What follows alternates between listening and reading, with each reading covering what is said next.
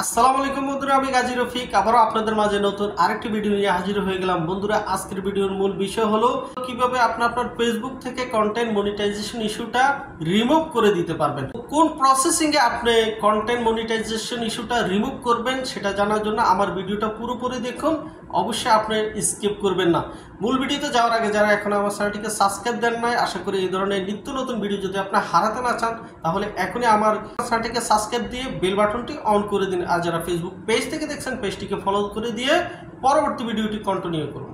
তো আপনি যদি আপনার শখের ফেসবুক পেজ অথবা প্রোফাইল থেকে আপনি কন্টেন্ট মনিটাইজেশন পলিসি ইস্যুটা রিমুভ করতে চান তাহলে আপনাকে 4টি ধাপ মেনে কাজ করতে হবে। আমি আপনাকে আজকে 4টি ধাপের কথা বলবো, অবশ্যই আপনি ভিডিওটা স্কিপ করবেন না, তাহলে আপনি মিস করে যাবেন। প্রথম আমি যে বিষয়টি নিয়ে আলোচনা করব সেটাও অত্যন্ত গুরুত্বপূর্ণ। আপনাকে যে কাজটি করতে হবে, প্রথমত আপনার ফেসবুক পেজ অথবা প্রোফাইলস এই দুটি থেকে আপনার এমন একটি পিকচার অর্থাৎ প্রোফাইলসের যে ছবিটা এবং আপনার ব্যানার, আপনার ফেসবুকের ব্যানার এবং ফেসবুক প্রোফাইলসের ছবি, এটা ফেসবুক পেজ অথবা ফেসবুক আইডির হোক, আপনার দুটোই একই রকম।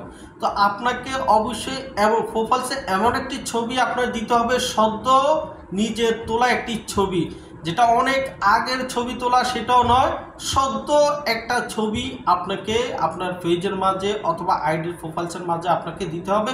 ওই ছবিটা যেন অন্য কোথাও পোস্ট না হয়, আপনার ইউটিউব হোক অথবা ফেসবুকে আগে কোথাও যেন পোস্ট না থাকে, এমন একটি ছবি আপনাকে অবশ্যই প্রোফাইলসে সেট করতে হবে।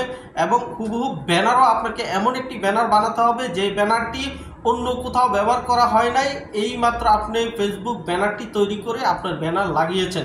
অবশ্যই আপনাকে এই কাজটি করতে হবে।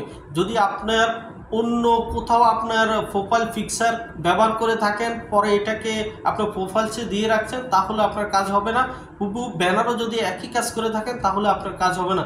সো প্রথমত অবশ্যই আপনাকে প্রোফাইলস পিকচার এবং আপনার ব্যানারটা পরিবর্তন করতে হবে, একেবারে নতুন, যেটা অন্য কোথাও আর ব্যবহার হয় নাই, ও ধরনের একটি প্রোফাইল পিকচার এবং ব্যানার আপনাকে তৈরি করে সেট করতে হবে। দ্বিতীয় ধাপে আমি যে বিষয় নিয়ে আপনাদের আলোচনা করব সেটা হলো আপনার ভিডিওর মাঝে আপনি কখনো মিউজিক ব্যবহার করবেন না। আপনি মিউজিক লাইসেন্স ফেসবুকের তরফ থেকে, ফেসবুক টিমের তরফ থেকে যদি আপনি মিউজিক লাইসেন্সের নোটিফিকেশনটা না পাওয়ার আগ পর্যন্ত আপনি আপনার ভিডিওতে মিউজিক ব্যবহার করেন, যদি আপনার ভিডিওতে মিউজিক ব্যবহার করেন তাহলে আপনার এই কন্টেন্ট মনিটাইজেশন ইস্যুটা রিমুভ হবে না। আপনাকে অবশ্যই ফেসবুকের গাইডলাইনগুলো মেনেই কাজ করতে হবে। আপনি ফেসবুকে যেভাবে বলছে সেভাবে কাজ করতে হবে, তাহলে আপনার এটা কাজে আসবে। সো আপনাকে কোনো ভিডিওর মাঝে আপনি অবশ্যই মিউজিক ব্যবহার করবেন না, এই বিষয়টা আপনার মাথায় রাখতে হবে। আর যদি আপনার আগে থেকে আপনার ভিডিও এমন ভিডিও দেওয়া থাকে যেগুলোতে মিউজিক ব্যবহার করা আছে, ওই মিউজিক ভিডিওগুলো আপনাকে অবশ্যই ডিলিট করে দিতে হবে। যদিও সেগুলো ভাইরাল হয়ে যায়, যদিও সেগুলোতে মিলিয়ন মিলিয়ন আপনার ভিউ থাকে, তারপরও আপনাকে সেগুলো ডিলিট করতে হবে। যদি না ডিলিট করেন আপনার কন্টেন্ট মনিটাইজেশন ইস্যুটা রিমুভ হবে না।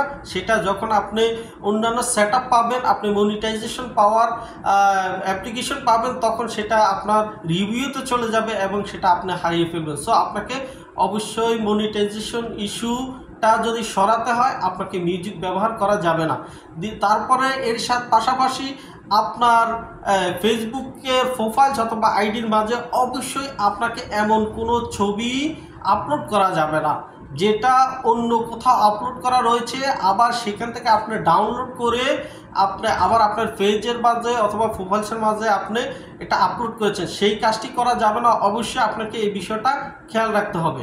3 নম্বরে হলো আমি যে বিষয় একটা গুরুত্বপূর্ণ, আপনার পেজটা যদি আপনি পেজ ব্যবহার করেন তাহলে আপনার ফেসবুক আইডিটার মাঝে, যেহেতু আপনার ফেসবুক আইডিটা যদি পুরাতন হয় তাহলে এখানে আপনি অনেক আগ থেকে ছবি আপলোড করেছেন, বিভিন্ন ভিডিও আপলোড করেছেন, বিভিন্ন লেখালেখি করেছেন, যেটা সম্পর্কে আপনার ধারণা ছিল না, আপনি হরহামেশা এগুলো করে গিয়েছেন, যার কারণে ওই ফেসবুক আইডিটার মাঝে যদি কোনো প্রবলেম আসে, কোনো ইস্যু আসে, তাহলে সেটার একটা প্রভাব এসে পড়বে আপনার পেজের মাঝে। সো এক্ষেত্রে আমি পরামর্শ দিব, প্রথমত আপনাকে যে কাজটি করতে হবে, আপনার ওই প্রোফাইলসের মাঝে, ওই আইডির মাঝে আপনি খুঁজে চেক করবেন, চেক করে যে ভিডিওগুলো প্রবলেম রয়েছে, যেগুলোতে মিউজিক রয়েছে, যেগুলোতে ফেসবুকের মনিটাইজেশন ইস্যুর গাইডিংয়ের সমস্যা রয়েছে, যেগুলা একেবারে নিষিদ্ধ, ওই ভিডিওগুলো খুঁজে আপনাকে ডিলিট করে দিতে হবে। পোস্টগুলো আপনাকে সম্পূর্ণভাবে ডিলিট করে দিতে হবে। একেবারে নিশ্চিত আপনাকে হতে হবে যে এটা এখন ফ্রেশ, অর্থাৎ আপনার আইডিটাকে রাখতে হবে ফ্রেশ।